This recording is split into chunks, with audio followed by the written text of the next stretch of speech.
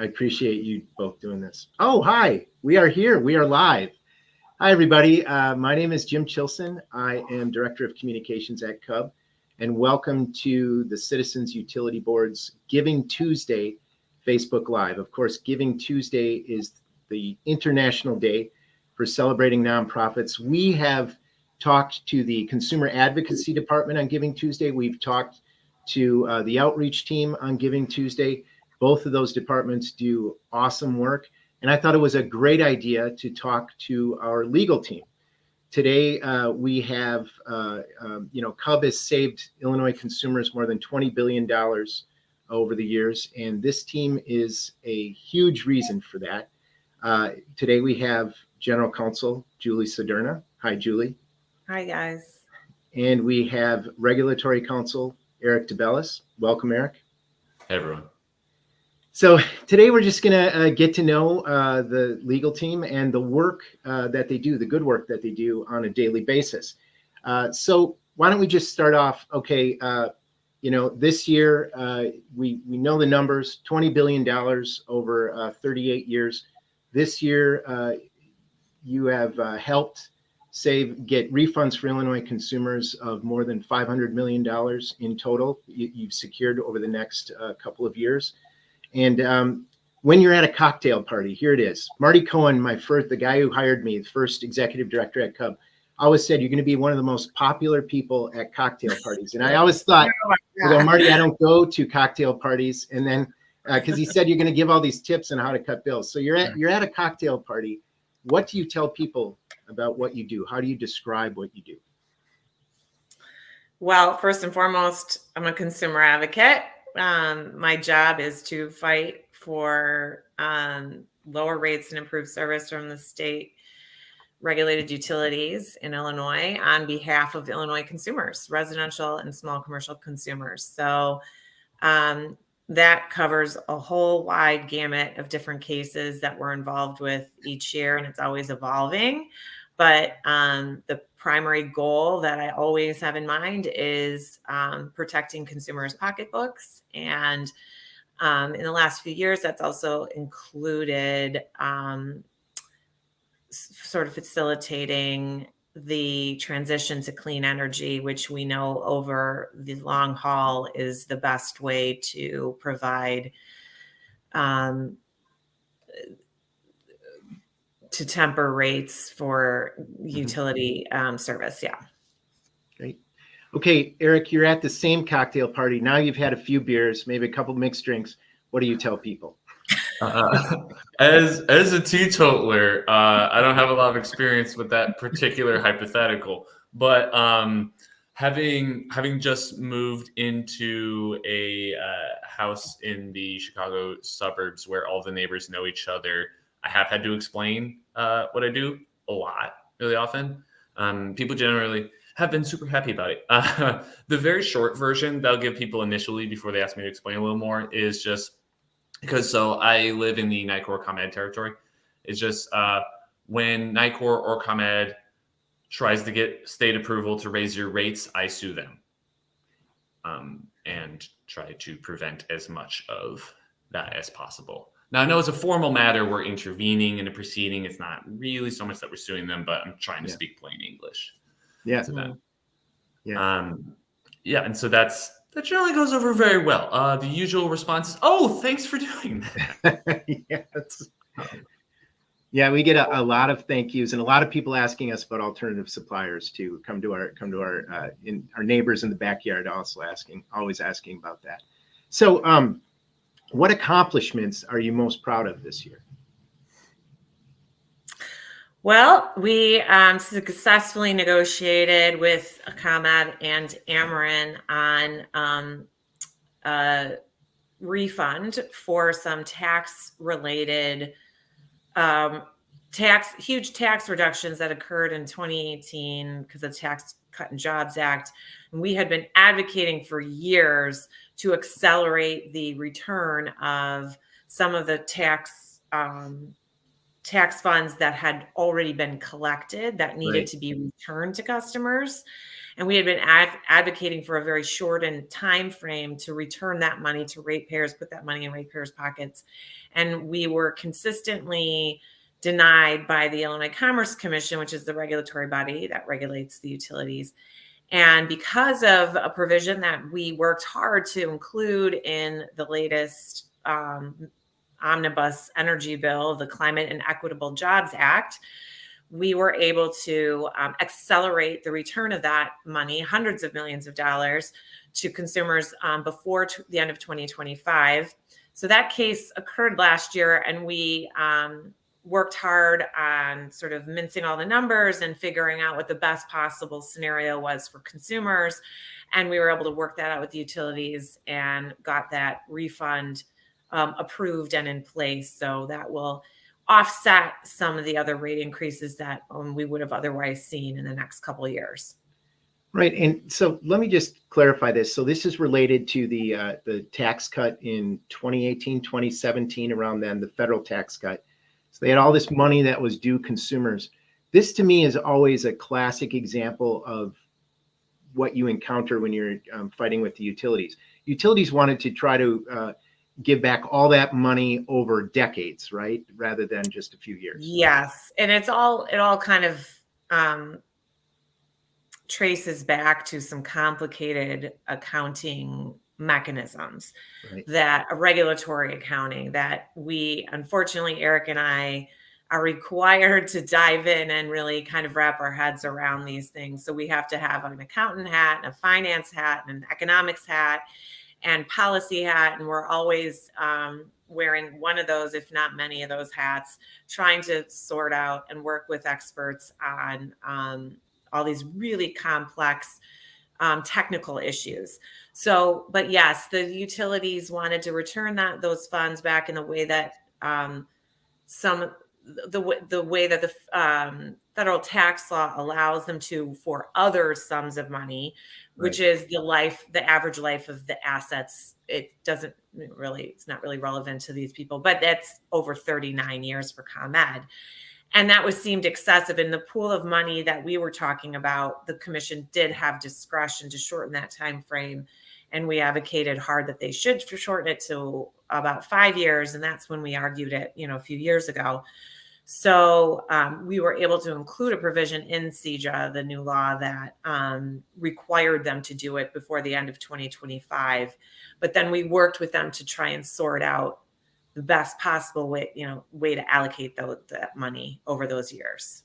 Right. So that's $434 million for ComEd customers over the next 3 years, and then $50.8 million for Ameren customers over the next 3 years. And I always admire that that was really smart to throw pro-consumer provisions like that into CEJA, the Climate and Equitable Jobs Act. There's a lot of instances there where I think it was really great to take advantage of that moment, passing this omnibus legislation and making sure those provisions were in there. Eric, I'm wondering what highlights are you most proud of this year? Sure. So one example that's along somewhat similar lines in that, so huge theme this year and going into next year is implementing CEJA, the Climate and Equitable Jobs Act. Lawyers use a lot of acronyms because we say these things so often. Is another implementation that we went through that was this really complex issue with a lot of implications moving forward. So there's been this movement toward performance-based rate making. Right. And so there were moving away from changing the utility business model in Illinois, and moving away from you're rewarded for just finding as many ways to spend our money as possible, to being receiving incentives or penalties for underperformance based on metrics that are related to what the utilities customers are paying for, like what they want, the quality of service. So things like reliability of service, or environmental implications, like pollution that this is a company that serves everyone in an entire region, and everyone in that entire region deals with whatever pollution may come as a result of these processes. So it's another metric. And then there are several more. There were 6 different categories that I won't get into here. But so the letter of the law, it's a win to pass it, right, and to aim to do good things. But then the implementation, devil's in the details always.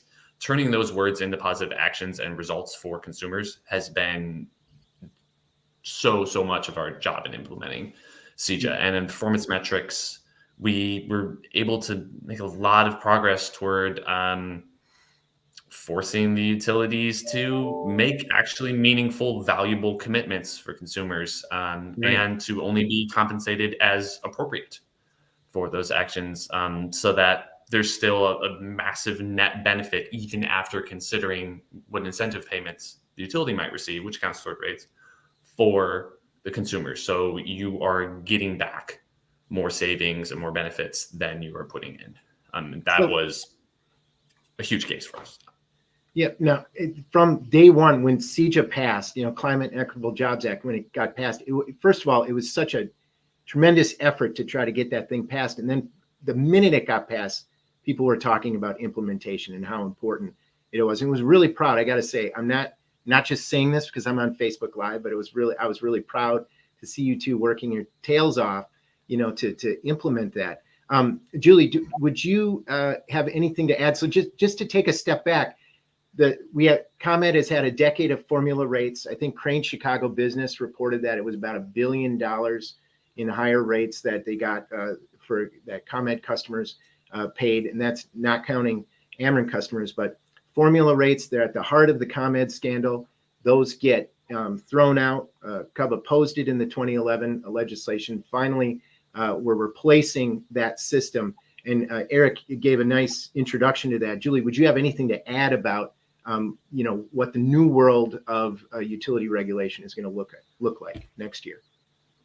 Yeah, so we revamped the rate making scheme from what we called formula rates. That's been in place for the last 10 years. And we will be operating under a multi-year rate plan, it's called, which means we will be setting rates 4 years at a time that will be based on, and the key to CEJA and its effectiveness will be the transparency that we now will be having, because the utilities are required to also file a grid plan, a multi-year grid plan, which shows all of the investments that they're intending to make. And, a utility like ComEd, I don't think people realize the magnitude of investments that they annually invest. And it's close to $2 billion a year that they're investing in their distribution system. So it's massive, and having some insight into those investments and where they're putting their money and how they're investing in the system, we want to make sure they're doing it in a way that brings the maximum customer benefit, that facilitates distributed generation, which is essentially solar rooftop, community solar, brownfield solar fields, and wind, that they are facilitating the build out of this next generation of energy generation. So that insight and that transparency that will be paired with the rate making scheme, so that we're one of the main goals of CEJA is that the investments be cost effective for consumers. And that really hasn't been the case for the last 10 years.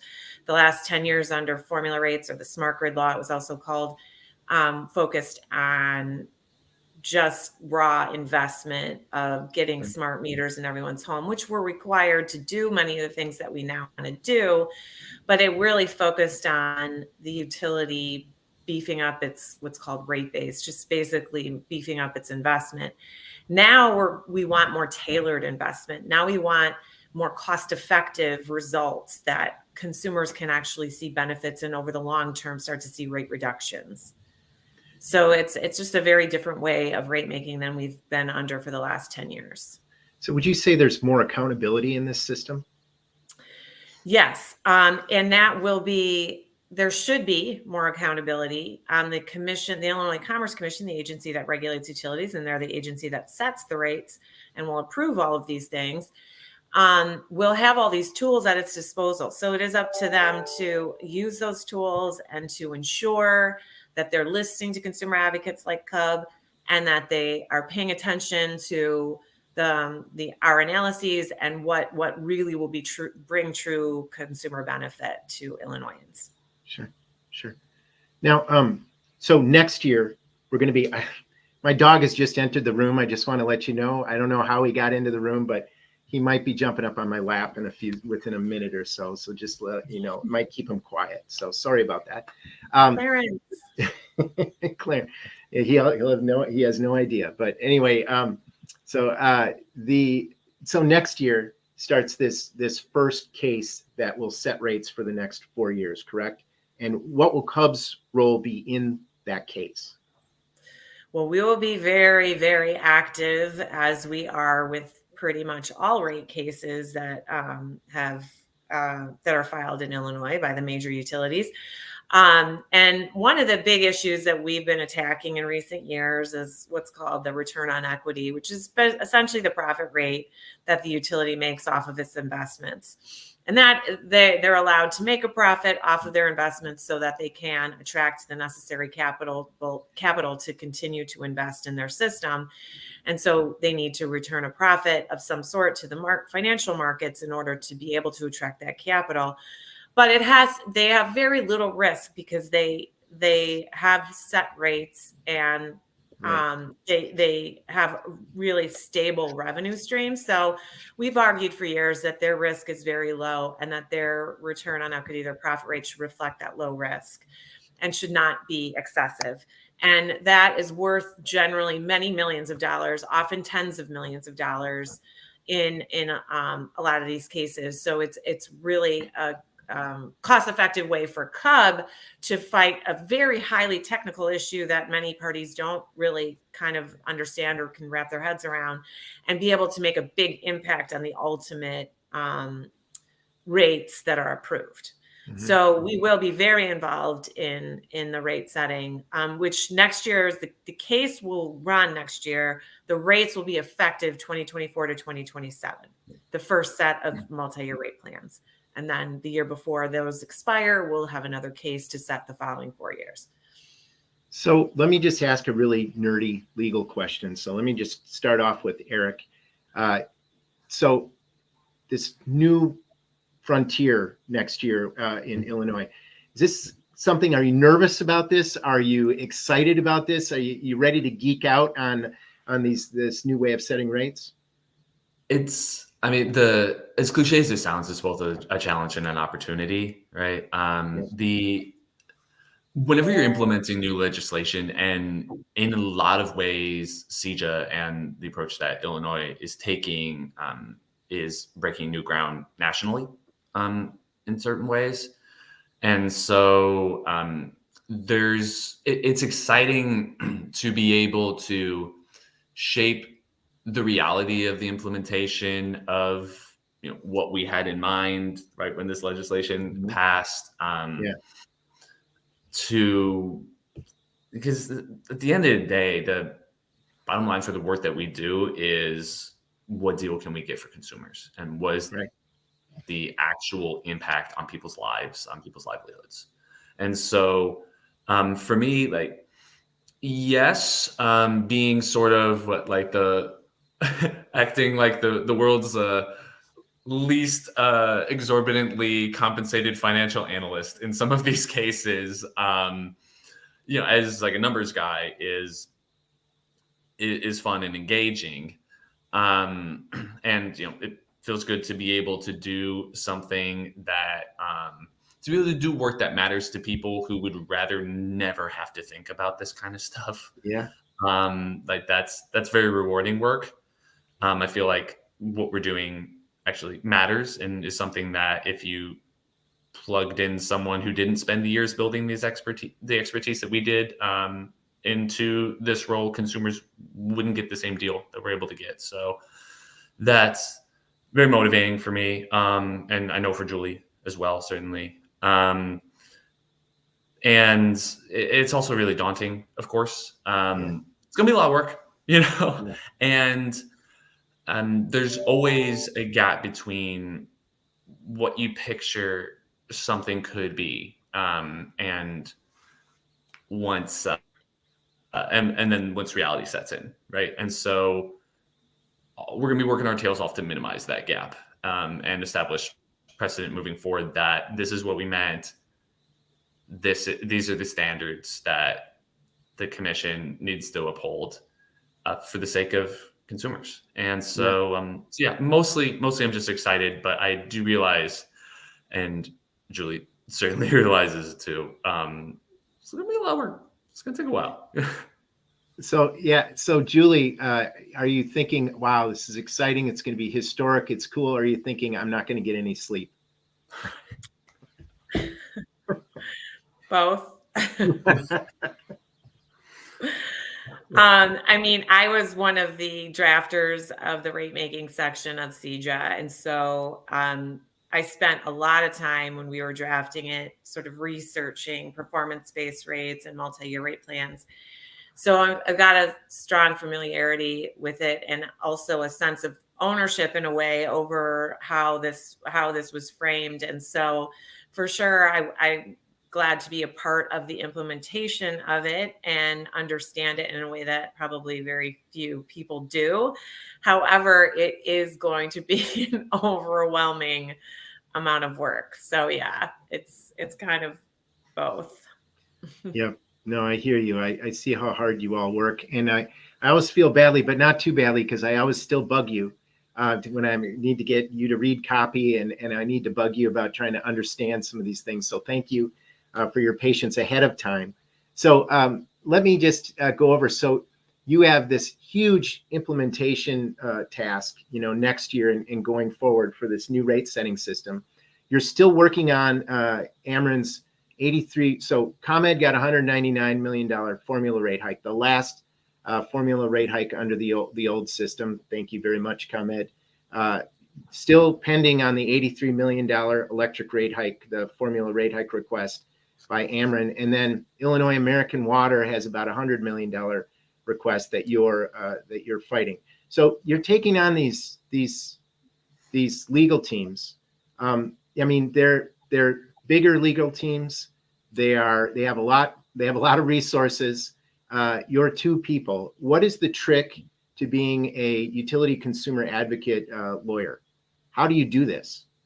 Well, I have to say, I've been doing this for 22 years at CUB, and I have to say I'm very proud of how CUB has been able to sort of forge a path and be successful in many ways in litigating these cases with a tiny fraction of the resources that the utilities have. So, I mean, Eric and I really have been able to move mountains in comparison to our budget. So, and our just our resources, just the two of us, it's a monumental job, but we make a very focused effort to put our time and energy and money where it's most effective in every case. And the only way we're able to do that is through our years of expertise and, judgment. And that, we definitely hold our own against large teams of utility lawyers. And so very proud of the work that we do. Yeah. And Eric, did you want to add to that? I would say that the one luxury that we do have as public interest advocates, and our clients that we're representing being what's best for everybody in the state, as consumers, is that we're not required to make bad arguments. We're able to formulate our positions based on what we sincerely believe under the law. Whereas often, I mean, the people representing any business interest, it's like your client has demands. They want to make as much money as possible. That's their job. So something that helps us in our work, I think, is that if we're saying something, it's because we believe it, not because someone's making us. Yeah. Yeah. Very good. So again, just let me, to review, $20 billion in savings over the last 38 years. That is a number that has been verified by the Illinois Commerce Commission. They go over that periodically, and they've actually verified that number. That is, I think, all due to the work of the legal team and also the work of the policy team. But those are those massive cases, and every year it seems like you're involved in cases that involve millions of dollars in higher bills for consumers. And I think one of the things, it is Giving Tuesday. You knew I was going to throw this out there, but Elizabeth, thank you, Elizabeth, in the comments put our donation page. This is the International Day for Supporting Nonprofits, and you can give a donation anywhere from $5 on up and support not only the good work of Eric and Julie, but the good work of Sandra and Danielle and Yvonne and all the people who hold hundreds of events and help out help out people who call up and have just been having just massive conflicts with their utility companies. And I see that crew, the consumer advocacy department and outreach save people hundreds of dollars. But the legal team right here, the people you're looking at, have saved consumers billions of dollars over the years. So thank you. But okay, you're taking on these, you're spending hours and hours on these cases. I mean, you're always talking about, testimony that you're filing. Julie, this morning we had an email exchange where you're like freaking out because of all the work you have to do this week. And of course, I'm making you sit on a Facebook Live and talk about this. But so you spend hours on these cases, you're up against these well-heeled opponents. So, your caseload's heavy. I think it was 20 cases this year. How are some of the ways you unwind from your job so you can fight another day? What are some of the things you do in your free time? Well, I am kind of a fitness fanatic, so I spend a lot of time working out, and I need to because most of my job is sitting in front of a laptop, reading, analyzing, writing, talking. So I need that physical activity to really balance out my life. So, and I recently started making TikTok videos of plank moves. So check me out on TikTok. I'm Plank Lady. You are Plank Lady. I am Plank Lady. It is amazing. I have to just say, it is amazing. You do amazing work on TikTok and Instagram, right? Yes. Okay. So only Plank Lady with a Y was taken on Instagram, so I had to change it to Plank Lady with a double E because I'm old and I don't know how to fix it. But yeah, it's goofy, but it's a good diversion for me. It just gets my creative juices flowing, but it more importantly, gives me that mental focus that I need to do my day job, and it's a really important balance in my life. Yeah.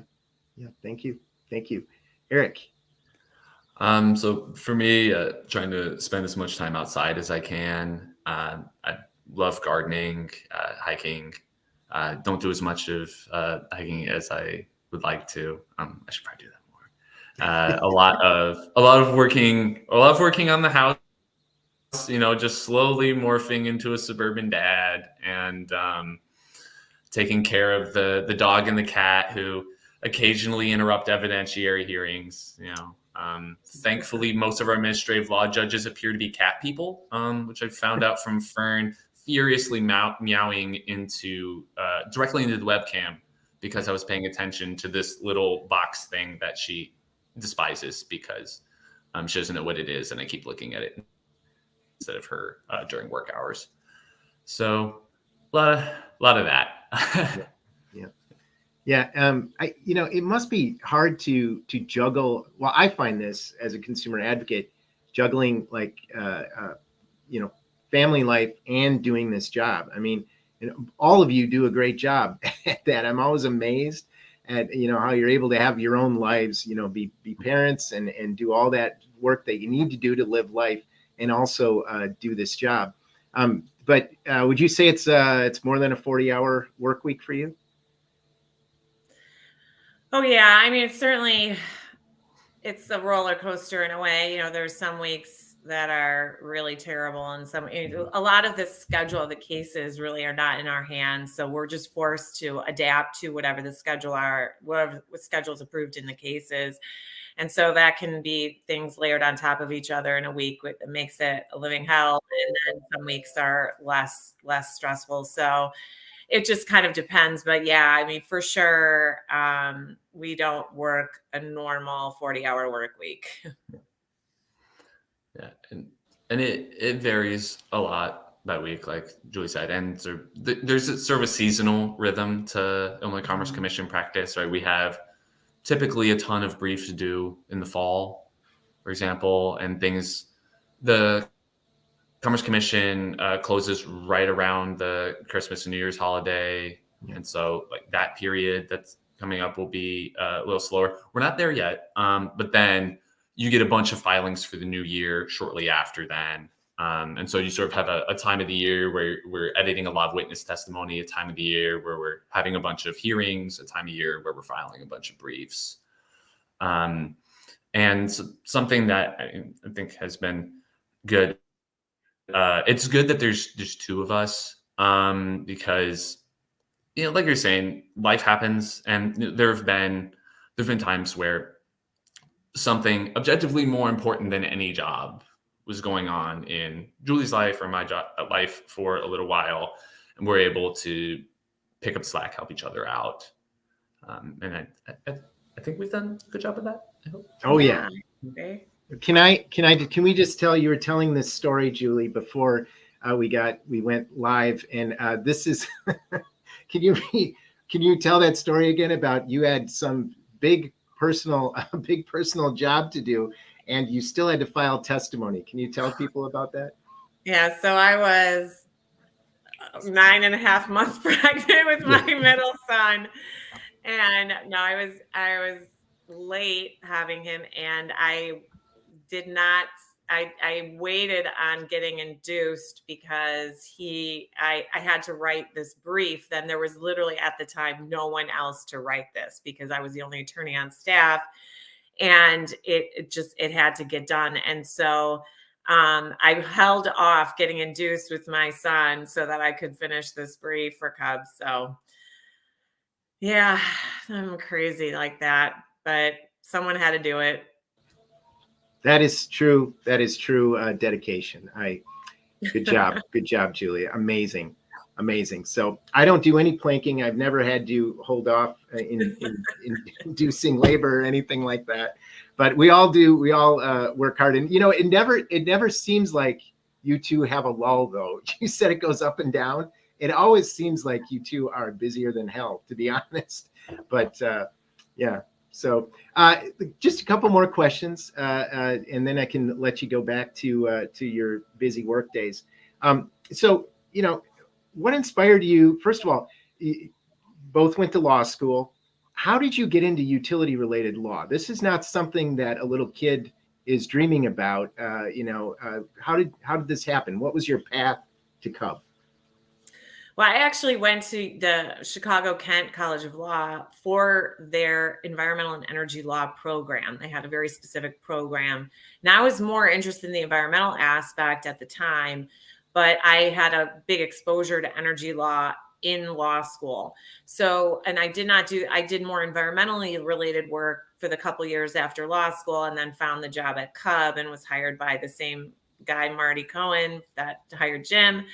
And it kind of married all of my passions and interests together. And now as CUB has evolved and as the policy and issues have evolved, I feel great about working in both a pro-environmental, pro-renewables, clean energy workspace, along with utility work, and representing consumer interests as a consumer advocate. So it's sort of the perfect synchronization of all of my passions. So yeah, it was like really the perfect job for me. And Eric?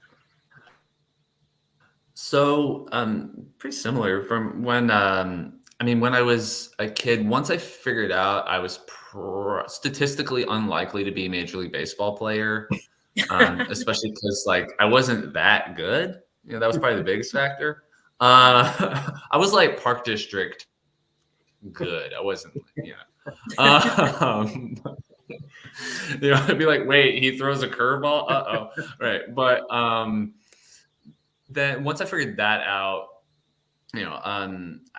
I grew up, my head was always moving and too loud, and everything around me was very like hectic, running around. And so the way I found quiet and peace was being outside. I would just be that kid who was just lying in prairie grasses, staring at clouds for like hours. And then I would come home and like furiously do homework for a bunch of AP classes. But and then in college I studied at a couple majors and minors, but the general thread of it was sort of natural resource related economics and policy type stuff. And so then went to law school, similarly to Julie, in environment and energy focus. I went to Berkeley out west at sort of a program that obviously it has a reputation for environment and energy issues. Only downside was it was really far away, and I'm really close to my family. But so yeah, they're similar to Julie. I came to that more from an enviro perspective, but picked up the energy, public utilities related skills along the way. And I, having the econ background, being kind of numbers guy, I was always sort of the efficiency person in those conversations. And so working at CUB fuses that a lot. I mean, I know that I'm also, just as a matter of personality, I'm not like a big bullhorn rally type. I'm kind of the one who just like quietly, fastidiously does the work in a room somewhere and comes out as like, I think I fixed the problem, maybe. And so doing this kind of advocacy as an attorney suited me personally. Yeah, I love that both of you had an interest also in the environment, and I think that it perfectly works with CUB, where we're kind of this niche group that we're working to lower utility bills. We're working to advocate for consumer rights, but at the same time, fight climate change, that two-headed beast of energy burden and climate change, and that fits nicely with your background. So I'm wondering, just a final thing is, do you have a message for Illinois consumers? Like, why should Illinois consumers support CUB and support the good work you do? Well, for all the reasons I think we talked about today, I think there is a true spirit of consumer advocacy at CUB that you don't find often. And I'm speaking like across the country, where our sole focus is what we believe in the best interest of Illinois residential consumers. And so, and there's a very high degree of knowledge and expertise that will allow any dollar that you donate to go very far in supporting our mission and to continue our success in changing law and policies and affecting cases that will improve consumers' lives in Illinois by lowering utility bills and paving the way to a clean energy future. Thank you. Eric, do you have anything to add to that? Yeah, I mean, along the same lines, and we are constantly dealing with utilities, their requests for a return on investment that we consider excessive. But if you want an even better return on investment than you would get as a utility, you can get that investing in CUB as a donor.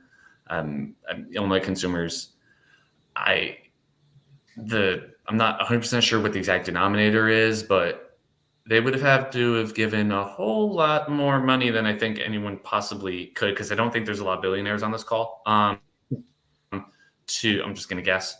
to end up getting, was it $20 billion in savings over these years? That's right. 20 billion. So from a selfish perspective, it's it's a good investment, and from a less selfish perspective too. I mean, what's if you're making a play, movie, a TV show, or something, and you want to depict that someone is struggling, living paycheck to paycheck, what's the thing you put in the scene? A stack of unpaid electric bills, right? This is utilities bills, something that affects pretty much everybody. And especially impacts people who are struggling.